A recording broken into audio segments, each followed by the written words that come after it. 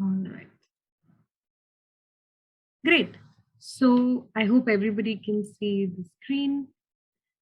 Thank you so much for your time and in joining us today. So today's topic is teacher's mindset. Laugh, celebrate, learn. Today we're going to look at the importance of a dialogue in the teaching community, right? So before we begin, everyone who's joined us, whether you are from the teaching community or otherwise, just take about 60 seconds to think about why are you here, right? You can just quickly think about it. If you have a pen and paper, grab and write a couple of words. Up to you. Why are you here? And your time starts now.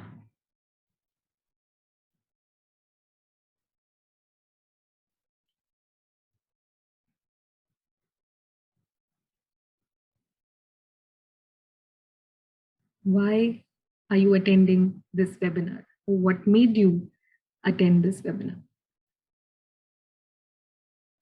And while you're thinking of that, here's what we're going to discuss today.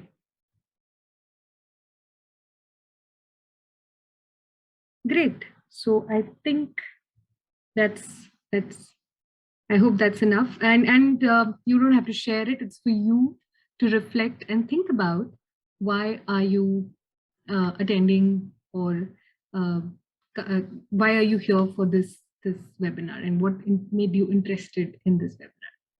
Well, so these are the key topics that we're going to discuss. I'm not going to dwell too much on this slide. Let's jump right in. Right. So why do we need a dialogue? Right? Why do we need to talk it out? So during the course of the last couple of months, I've been interacting with teachers on a weekly basis, right? I am dedicate about 4 to 5 hours per teacher to just discuss and understand what is it that they need help or support with. And I've realized that is that every time someone, we were having a dialogue where we're sharing our concerns with each other, we realized that, had we just talked about it before, or a couple of weeks back, we would have reached a much better optimal solution. Um, and as teachers, for us, we have to see the solutions, right? When we give an assignment to a student, we want them to perform, we want them to show us something. And there's a very common phrase in the teaching community which says, making thinking visible, right? And how do you do that? You do that when you come across a problem and you solve it and you actually put your mind outside. So as teachers, we it becomes our DNA to actually feel things, feel the solution. So for us, solutions are not going to work out just because someone said it in a webinar, or I read an inspirational quote on my WhatsApp status today. That's not how it works. You have to try it out. And therefore, until you actually start making those little changes, starting with a dialogue. Now, when we talk about talking about it to someone, it can be anyone, whether it's family, friend, a colleague at school, or a random stranger. And of course, there are therapists and so on and so forth, and consultants and all of that. But choose someone who listens to you. There are many people who hear you out. They say, okay, let's figure out, we'll do something about it. But who is the one who listens to you? So that's one. And the other thing that we need to keep in mind when understanding the importance of a dialogue is, when you speak to these people, or when you get into a dialogue with these people, what are they asking you to do? Are they asking you to respond to something, or are they asking you to react to something, right? So there's a difference in the two. Reaction is natural. It's you're not giving it a good enough thought. You're just going ahead and you're reacting to something. You're sharing your first and foremost thoughts about it, and you're putting it out there into action. And what's responding? Responding is when you collect even enough perspective or opinion or thoughts, and then you choose what you have to do. So before you choose anyone to have a dialogue with, always keep in mind, who are these people, and what are they asking you to do, and therefore is it a safe space enough for you to actually go and share or have a dialogue, right? So uh, that's pretty much the starting point for having a, a teacher's mindset. Get into dialogues with people who want you to do better, okay, and who are honest enough to give you the kind of feedback that you need for you to grow in your opportunities and as a person. Right. So I hope that has given you something to think about. All right. Now, what happens, and it's completely okay, right? There's some teachers who say, I'm fine. I'm actually doing okay. I don't need to have a dialogue with anybody, and I'm able to deal with whatever it is that I have, and that's a growth mindset, right? That it's a very common term these days. That you are able to resource great uh, people around you, or within, you're able to find the motivation to challenge yourself or face the situation head on. And there are many people out there, and I can very confidently say so, is because every time I get into a dialogue with the teacher, they say, one of my friends would actually benefit from just talking it out, but he or she feels that they're able to deal it with themselves. Fair enough, and absolutely okay, great that you're able to do it yourself. So what happens, it gives you a sense of strength. You feel that yes, I have the motivation within, and therefore I can drive my decisions based on my own experiences, and I'm able to find solutions to tackle my own problems. At the same time, we also know that the facts remain true to you, and by that I mean that whatever solution that you're trying to find, or whatever um, um, way you're finding to motivate yourself, it's true to you. It's your experiences, your understanding of the situation, and therefore there's limited context. There might be the same situation people must have faced, a number of people would have faced. It's very rare that one or that you have a problem. That's very rare, right? Mostly anything that you're facing in the classroom or outside in your personal life or whatever it is as a teacher, someone would have faced the exact same thing, just that you don't know who that person is, or you have limited context of how to deal with it. And therefore you sometimes do not have the motivation to actually sit and reflect and actually make those changes in your daily routine to figure out a more comprehensive solution. Now let's see what's the power of reaching out. Here you have shared strength, because you're in a dialogue, you're talking to someone. It can be a partner, a friend, a colleague, or anyone from your organization or outside, or a completely random stranger on LinkedIn or Facebook or whatever it is, right? You have a shared sense of strength. You're sourcing, you're sharing your vulnerabilities with someone who's like I've already mentioned, safe enough, and you trust that person, and you're building a new perspective. It's not that you know you're also trying to understand what is it that person is trying to bring to this situation that's unique, that I feel is unique to me. And therefore you're able to gain more possibilities. Okay, I can actually do it this way too. I never looked at this in this way. So therefore, and when you have someone who you're sharing your perspective with, your problems with, your concerns with, you make time for solutions, because there's someone out there who's gunning for you, who's rooting for you, saying, okay, once you're done, let me know what conclusion did you reach. And it need not be problems all the time. You can share appreciation. You can share I did this. Maybe for you it's a great achievement and you just need someone to share it with, right? And you must do that, because that builds a professional learning community to start off with. And of course it builds confidence in you in terms of um, I am doing what I do best, right? So that's the power of reaching out. That's the power of sharing your thoughts with the world. And thanks to social media, we can do it at the click of a button, right? All right, moving on. So, what is your role when you're building a mindset? So, there are a couple of questions that I have for you, and it's purely for reflection. Okay, I'm putting it out there so that you can start thinking about it if you haven't yet already, or you can probably chalk it down, take a screenshot if you wish to, and see how you answer these questions for yourself. All right, step one: why did you become a teacher? Go back to that first interview, that first job description where here's an opportunity. I wanted to become a teacher. It might be your background, not your background. Why did you sign up for that role? Was it an easy job? There were some other benefits?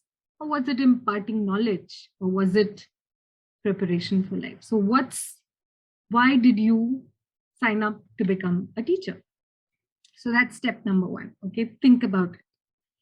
Step number two is reflect on your routine. And this is very often that teachers fail to do. And rightly so, because we end up doing a lot of things that are outside our domain, and we rarely find time to actually put pen to paper and write down the number of hours, the percentage, and actually analyze what is it that we're doing on a daily basis, and why do we always feel that we're behind on deadlines or lack of time.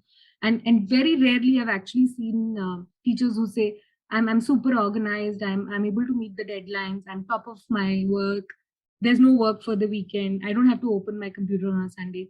Very, very rare teachers, right? So how much time, and by time I mean the number of hours that you're actually putting in.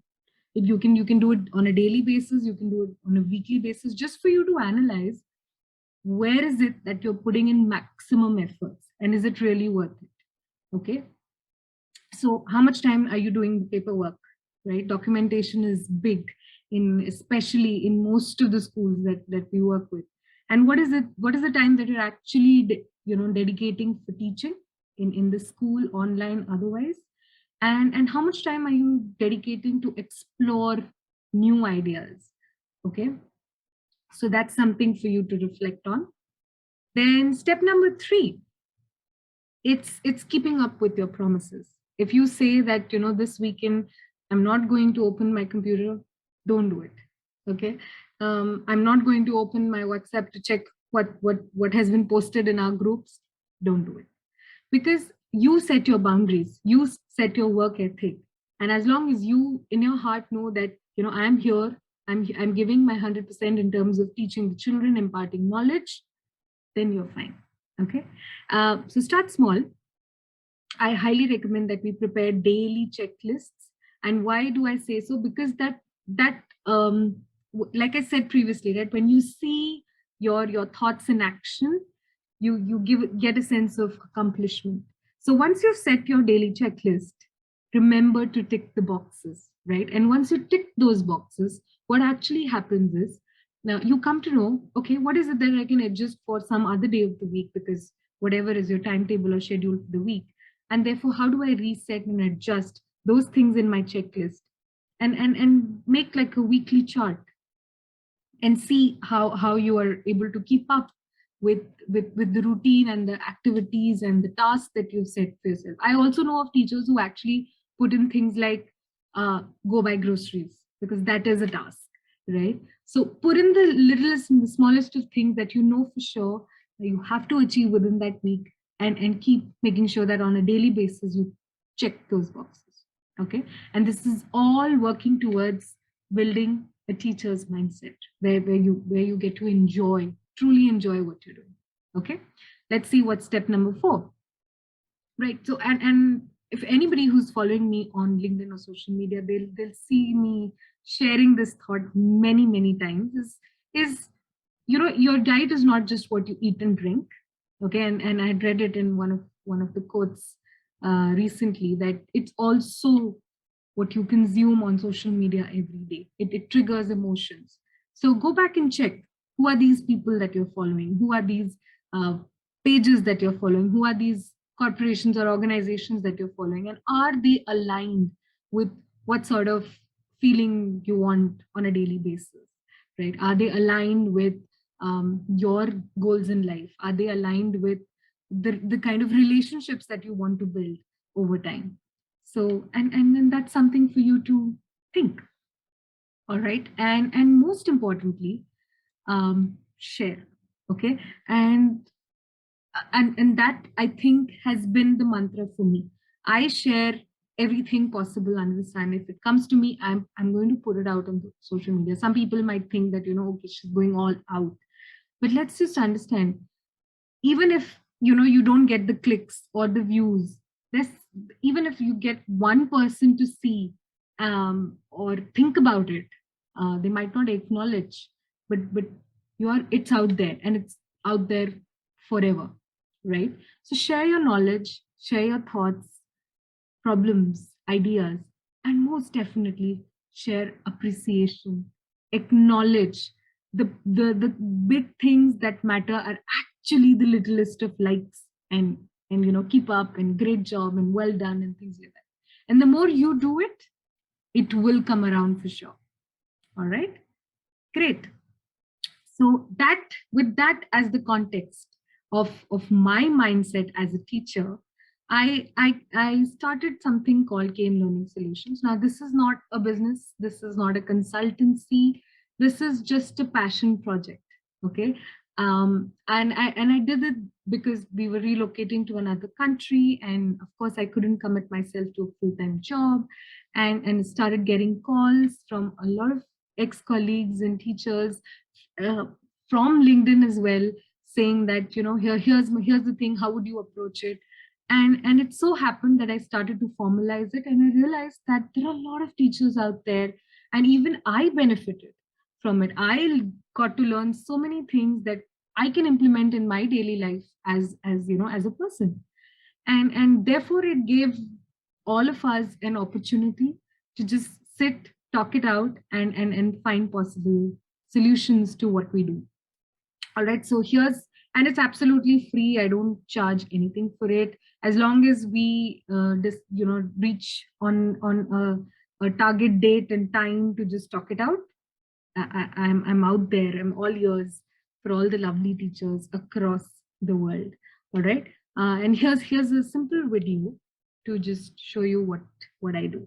All right.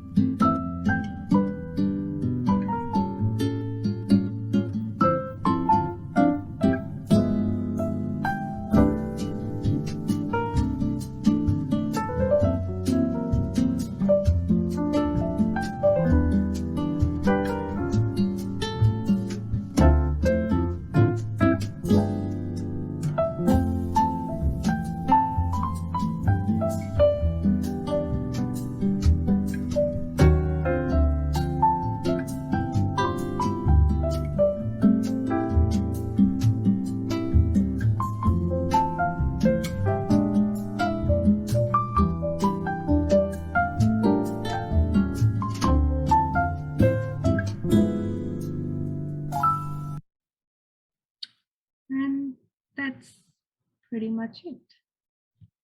Thank you. Thank you so much for stopping by and being a part of this. Thank you. Thanks, Ms. Kriti Mathur. Thanks for sharing this learning solutions. I'm sure KM is Kriti Mathur learning solutions for the participants to understand. Right? Yeah. So it was a lovely video and nice session. So we have a couple of questions lined up here by the participants. Sure. And when you asked about, the initially in the starting, when you asked about why did you attend the webinar, you got a couple of comments like I couldn't interrupt you. So I'll read them for you. One said to learn about happiness. Okay. And another participant said to find out how school education can improve. Okay. So these are the two comments we got. And here are a couple of questions too for you, Ms. Kriti. Sure. So I'll go one by one. When do you feel happy? When you are doing something flawlessly or when you're learning something new? Wow, that's a wonderful question. So it's happiness is a very relative term. So to whoever has asked this, thank you so much. And what is happiness to me might be very different from what happiness is to you, right? So I might find joy in learning something new. I might find joy in, doing something flawlessly. I might find something joy in find happiness in making mistakes. Happiness is something that you feel within, right? And the more you understand what is it that makes you happy, the more of it you should do on a daily basis, right? So that is how I would like to put it. Right. Another question goes like this: how should a teacher respond to constructive criticism? All right, wonderful. That's a great question, and thank you so much to whoever it is that has asked it. Um, it is a very tricky space to be in, right? That there's someone who's out there giving you feedback. You've worked with that person for a very long time, or short, or whatever it is, and at the same time, you're not um, sure how to take it as a teacher. So as teachers, I truly believe that feedback should be specific. There are two people who are involved in a feedback, right? One who's giving the feedback and the one who's receiving it. If you enter a meeting with where you're being given feedback for, for example, a classroom session, and you do not you have to ask questions to understand where is it that I really need to improve.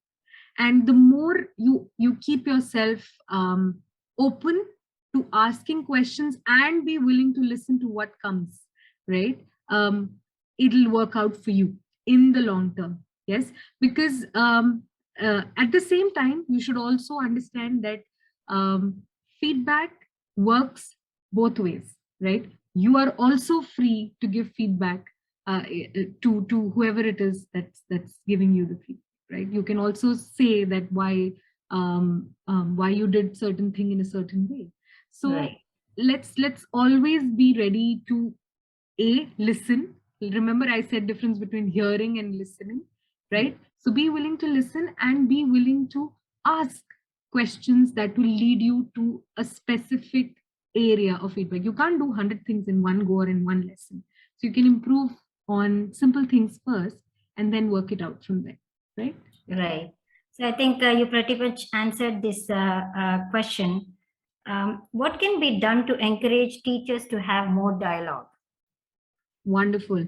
So one is uh, teachers love their classroom spaces, right? They love students, they love talking to students, but when it comes to adults, we feel that we do not have the time, or we're okay, and things like that. So the reason why we say encourage dialogue um, is because you get more perspectives, whether you might agree to it or not agree to it. The point is exposing yourself to a dialogue is the first step to actually get any benefits of from a dialogue. So before we actually think about why a dialogue, let's understand why not a dialogue. So like I shared, if you're great if you can deal with it, just that you it'll be limited to your context, to what you are experiencing. And the moment you get into a dialogue, as you will get more perspective, more opinions, and you might not take it, you might not even end up doing what the other person did, but you will at least understand more ways of looking at the same thing. So which is why, as teachers, get into the habit of speaking to people who you feel safe with speaking to about your problems. Right? Yeah. Yeah. So in continuation with the dialogue question, Yes, when ma'am. teachers have a better dialogue, what positive changes we can see in schools? Right. So when you see teachers interacting, talking, sharing, collaborating, what happens to the work environment is that in general, there is a lot of shared understanding. So tomorrow, if you have a team that is willing to work together, the culture becomes so that um, everybody feels a sense of support. And once that happens as teachers, at the end of the day, that's what we're looking for, right? We're willing to put in our our share of the work, but we need someone to support us on days when, when it's not going our way.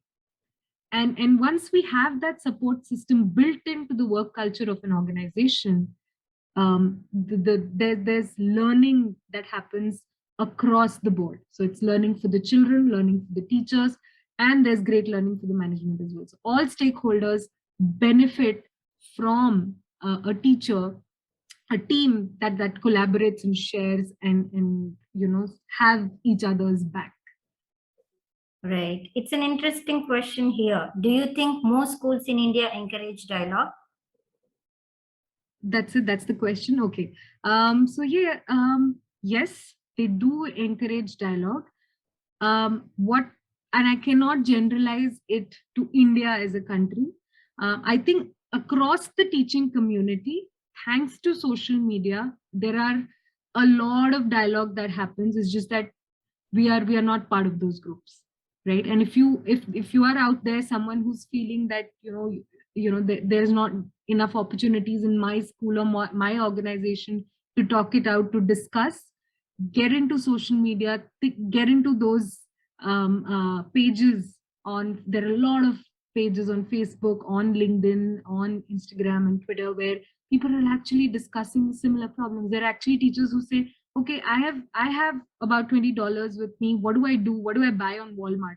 And you will see like 100 comments on it saying that you can buy this, there's this and all of that. So it's as simple as just a Facebook post in a group with like-minded teachers. So let's not generalize it to India. But I must definitely say that the teaching community is all about talking. It's just that if you're feeling that it's not in India, I doubt that. It's there across the board. It's just that we get to adapt to it. Yes. Right, right.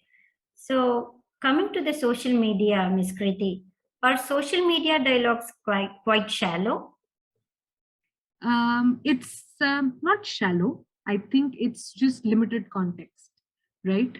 From one statement, I cannot come to a conclusion about how you are as a teacher or how well do you do your job. I need to only respond to whatever it is that you are getting into a dialogue with. So social media gives you that benefit of being anonymous in terms of someone trying to understand how I work or how am I as a teacher. At the same time, it works as a disadvantage because the other person across, some other sitting in some other country does not know much about you as a teacher. So depends on what you're looking for on social media and use it to your advantage. Yeah. Right. So you have shared your learning solutions video. It's related to that only. Please tell us about the learning designer solutions you offer. Yes. So it's very simple.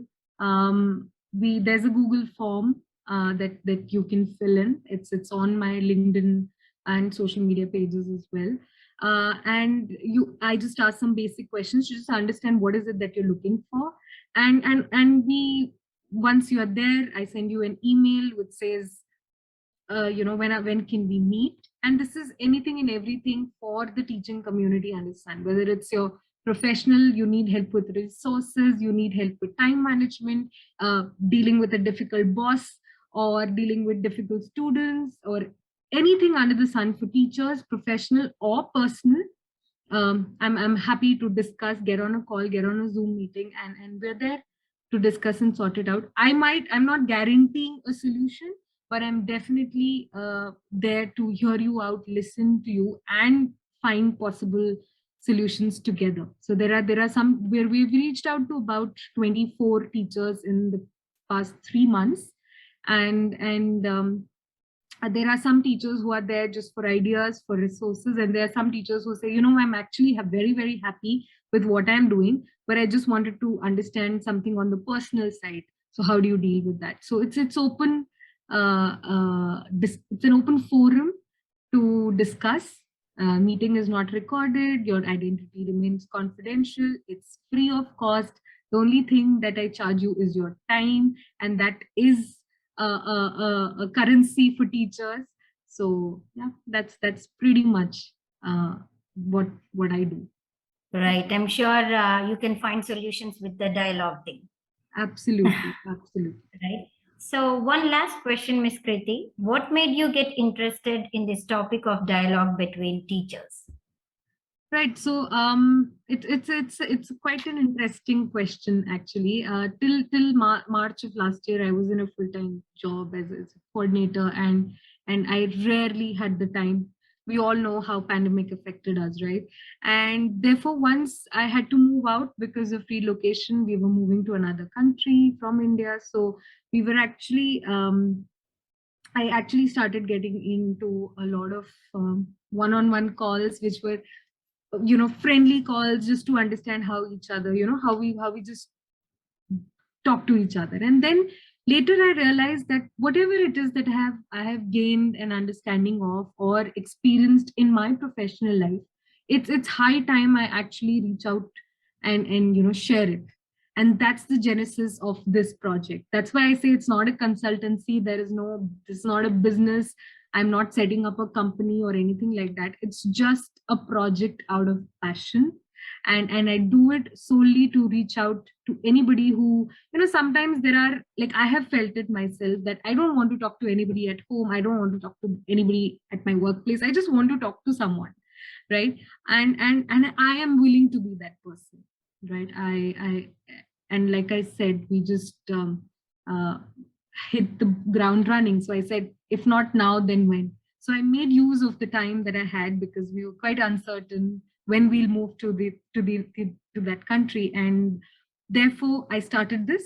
And the gratification that I get when I actually see the results, when I actually see that teachers are trying to implementing the solutions that we worked out together, and the changes. There are some teachers that I met them back in November, and I met them again in March, and I could see the difference in just, even if it was virtual, I could see the difference in just their body language, the confidence, and just how they've been able to deal with the complexities of their profession. So it's just for pure gratification. I'm doing it because I truly believe that we have to share whatever it is that we have, and I have no intention of charging for it, because I know across the board how much teachers get paid, or what range do they get paid, and there's no point charging them for it. So it's absolutely free. Right. Nice to know, Miss Kriti. Now we have now completed the round of questions, ma'am. On behalf of School Journal of Education and schoolreformer.com, we like to thank you for the talk and for patiently answering all the questions. I'd like to also thank the participants in the meeting, and we'll be closing this meeting now. Thank you so much. Have a good day. Stay safe, everyone. Thank you. Bye-bye.